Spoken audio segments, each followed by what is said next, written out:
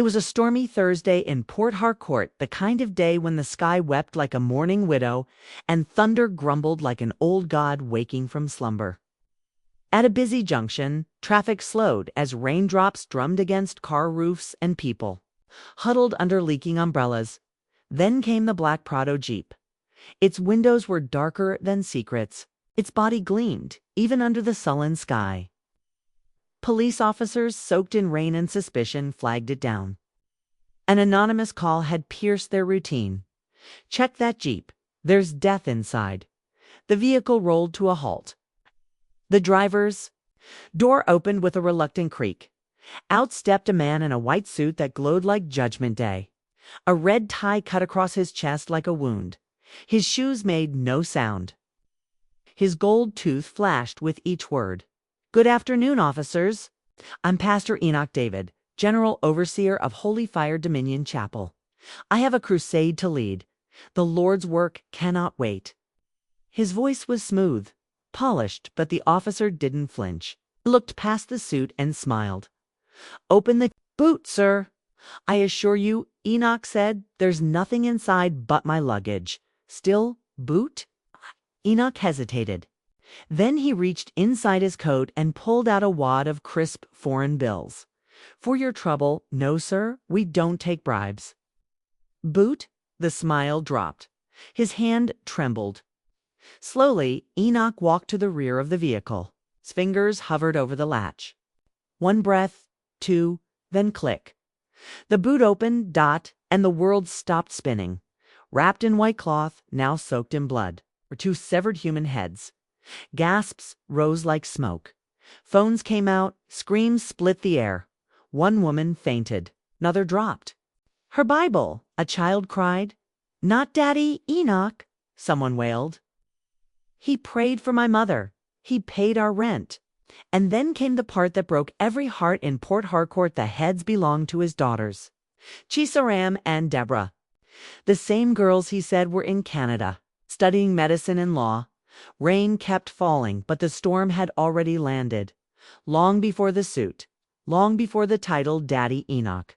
He was just Enoch Nachuko, last son of Reverend Matthew Nachuk, the Lion of Zion Light Apostolic Church. His father's voice could shake demons loose. His sermons made elders cry. He fathered 4 boys. Paul, the thunderous deliverance preacher. Tochi, the sleek bishop with French cologne and spotless shoes. Caleb, the prophet who barely blinked, who claimed to speak with angels. And Enoch, the quiet one. He didn't roar. He didn't perform. He listened, helped, prayed. When their father died, the church was split like inheritance. Each son took a piece. Enoch stayed with the old hall. Dusty pews, cracked altar, a few faithful widows. He renamed it Holy Fire Dominion Chapel. The name was big. The power was not. Still, he worked. He gave out rice every Christmas, paid hospital bills, carried the burdens of others like a priest of old. But he watched his brothers fly. Paul's ministry was like a storm. People fainted during his sermons. Tochi's church looked like a luxury hotel. Air-conditioned prayers, TV cameras. Caleb would disappear for weeks and return with stories of visions and visitations. And Enoch sat on plastic chairs in a leaking chapel. He said God is enough. But inside he felt forgotten. Then came Ori, a joint family crusade. For brothers, for miracles. A crowd larger than the stadium. Sick people were wheeled in like sacrificial offerings. One blind, one mute, one crippled. One mad tall stepped first, thunder in his voice. "Rise and walk," he shouted. The cripple rose. Tochi followed. Smooth hands, soft voice, holy water.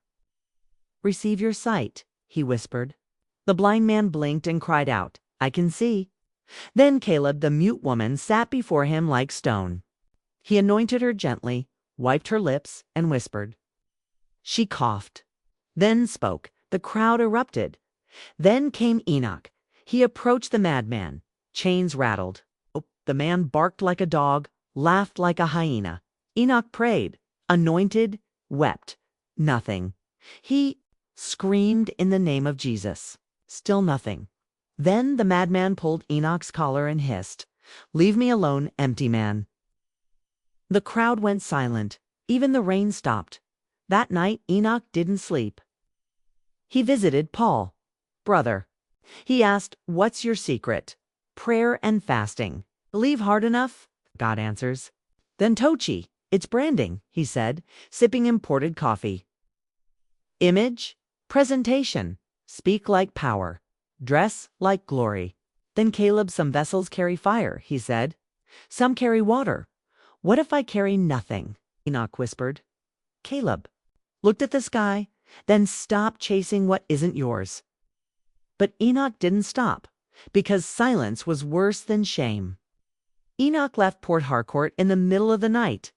No bag, no Bible, just his thoughts and a hunger too deep to name.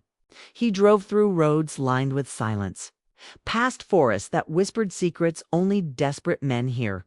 He had heard of a man, a mystery, a myth. It's a name spoken in fear and awe.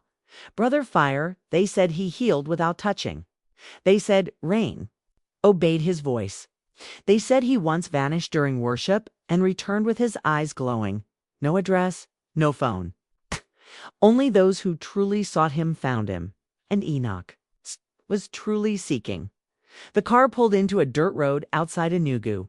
Trees leaned over like elders whispering warnings. Then he saw it as small bungalow with candles, flickering in the dark. He didn't knock. The door opened. Brother Fire stood barefoot, his eyes sharp like broken glass. "I know why you've come," he said. "I want power," Enoch whispered. "The kind that opens eyes, that lifts wheelchairs, that fills churches." Brother Fire's smile was strange. It didn't reach his eyes. "You don't want power. You want attention. You want applause. But the spirits don't care why you come. They only care what you bring." "What do they want?" "Not fasting, not prayer, not Bible." He leaned close. "They want blood." Enoch stepped back. "Whose?" "The blood of love. The blood that costs you. The kind that makes your soul ache." Enoch ran that night, prayed, fasted, cried. But the hunger remained. 1 week later, he returned. Brother Fire handed him a bowl carved from black wood. He handed him a list, symbols. He drew marks on Enoch's chest. The air smelled like smoke. And sorrow, the oath was made, not with ink, but with something darker. And something inside Enoch shifted. The next Sunday, something changed. The air in Holy Fire Dominion Chapel was thick, heavy. Enoch didn't shout, didn't sweat. He stood still, raised one hand. "You stand," he said, and the blind woman stood and screamed, "I can see." The crowd lost control. Another boy in a wheelchair. "Walk." He walked, then ran. The miracle flood began. TV crews came. People rolled on the ground. Politicians brought envelopes. Widows sang song, and every Sunday something new happened. Barren women conceived. Lame men danced. And behind every miracle, Enoch bled inside, because the spirits kept whispering, "Feed us." Not food, not animals. Blood first. It was his cousin, the one who helped build the church's first wall. Next, his uncle, the man who raised him after Papa died. Then a close friend. Then the choir leader, each one close. Each one loved. Each one gone. No one asked questions, because the power kept flowing. And power makes people blind. Soon, only 2 remained. Daughters. Chizarem. Deborah Dot. He told the world they were studying in Canada. He told himself he was protecting them. But he locked the doors, took their phones, shut the windows, and waited until the spirits said, "It's time." The day he carried out the final offering, the rain didn't fall, yet the air felt wet. Port Harcourt was busy as always, but Enoch felt the city blur as he drove. His hands trembled on the steering wheel, his heart numb, his eyes dull like dying stars. Inside the boot of his Jeep, wrapped in white cloth, lay what used to be laughter and light. His daughter's last offering. He never planned to be a monster. But monsters don't plan. They become at a junction. Sirens pulled him out of his thoughts. The police flagged him down. "'Twasn't Nuba today," someone had called. An anonymous whisperer had turned the wheels of justice. "Open your boot." He refused. "Open it." He tried to bribe a fat envelope. The officer stepped back. "No, sir." "Open it, double quotes." Click, the lid rose. Silence fell and the city erupted. Phones came out, screams, people fainted. The pastor who healed the blind now stood beside death. And the worst part, those heads belonged to his own daughters. News spread like wildfire on dry grass. From slums to mansions, one name echoed with horror: Pastor Enoch. Mothers cried. Fathers wept. Children stared in disbelief. The man they called Daddy Enoch, the giver, the helper. The preacher had become a shadow of everything he once stood for, far away in a Redson village. Mama Ebby sat under a mango tree when a neighbor's son came running. "Mama, Mama, they caught him. Pastor Enoch." She dropped her knife. "Caught who? Your son?"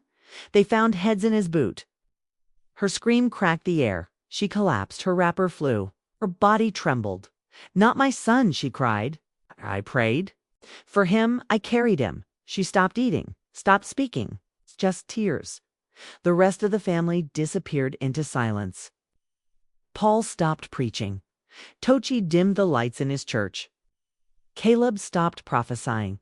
The name Reverend Matthew Nachuku, once a banner of pride, now brought shame.